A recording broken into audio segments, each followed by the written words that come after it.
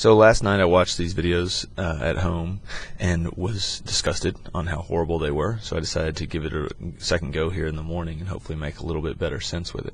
So in this video we're going to talk about resonance, and resonance is really just a phenomenon that occurs when the frequency of a force applied to a system matches the natural frequency of vibration or the system, resulting in a large amplitude of vibration.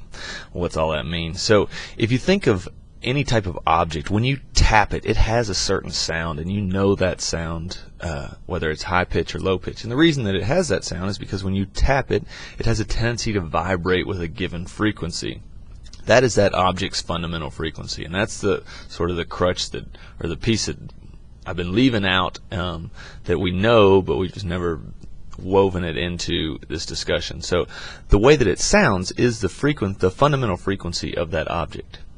If there is something else vibrating in that room with that frequency, then that object is automatically going to have a tendency to start to vibrate as well, even without contact.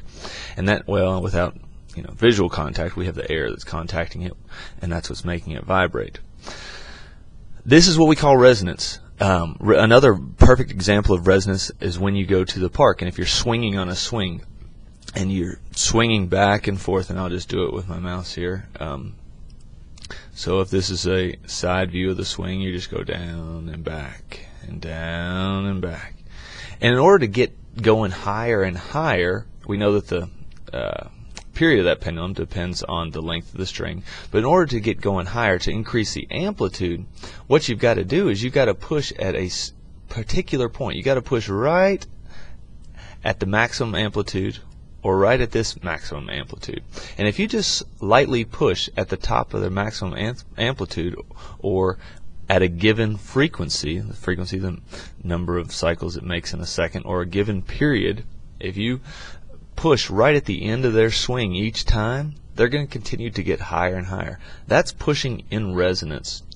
Now if I were to step in and, let's say, push even with more force, but I stepped in a little bit and didn't push at the end of that period, I pushed with a big force right here, you can anticipate, or you could guess what's going to happen.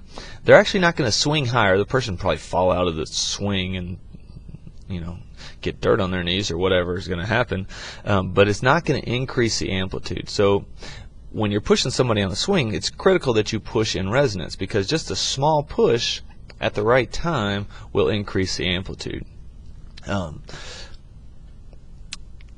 Some examples of that. Let me wipe this clean.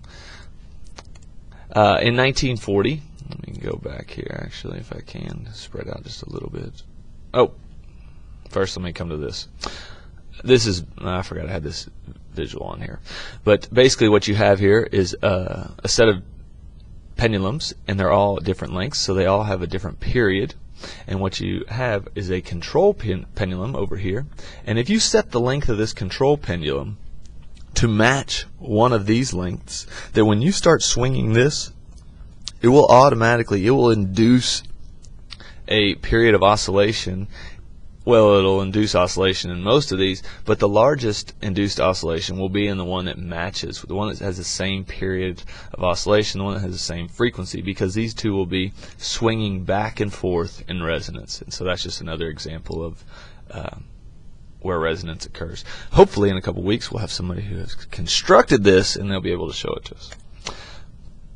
Another example is on November 7th, 1940. This is a picture of Galloping Gertie that goes across the Tacoma Narrows Bridge in Washington State. And this bridge was known because as soon as they built it, they noticed that it would start to twist back and forth. You see this side is elevated a little bit, and this side is down. It's elevated and twist. And so they nicknamed it Galloping Gertie. And the reason that it would twist was because when you got these high winds, the wind velocity would cause resonance in this bridge, and it would start to get the bridge to twist and twist. And on November 7th, the winds were sustained at about 42 miles an hour, and just like a little push on a swing can continually get you to get higher and higher, those winds continued to make the resonance continued to vibrate this bridge in resonance, so the amplitude of the twist kept getting bigger and bigger to the point where it actually collapsed. And this is one of the quintessential examples when we talk about resonance in physics class. This is the video that everybody shows. I encourage you to go Google it. There's lots of good videos. I'm not going to put it in this other video. You can look that up on your own. Actually, as I was researching it, though, they were saying that it's actually aeroelastic flutter, which I just jotted down here. I don't know a whole lot about this. To be honest, the first time I'd heard about it was when I was just doing a little bit of research before making this presentation. I was always taught that it's just the resonance, but as with everything in physics, there's always a lot more involved. So there's one example. Another example was, if I can go back here, apologize for this. During the 1989 World Series, there was an earthquake in Oakland, California, and that earthquake vibrated the ground with a frequency of 1.5 hertz. Based on this picture here, what do you think the fundamental frequency was of this roadway that was built? I'll give you a hint. I'm highlighting it. 1.5 hertz. And so what happened, even though there's just a little vibration in the ground, that vibration in the ground was in resonance with this road, and it caused the road to collapse. Sorry about that. You never know what happens in the morning. So anyway, there's two examples multiple examples. There's two pictures of resonance. Hope this makes a little bit more sense than last night's recording.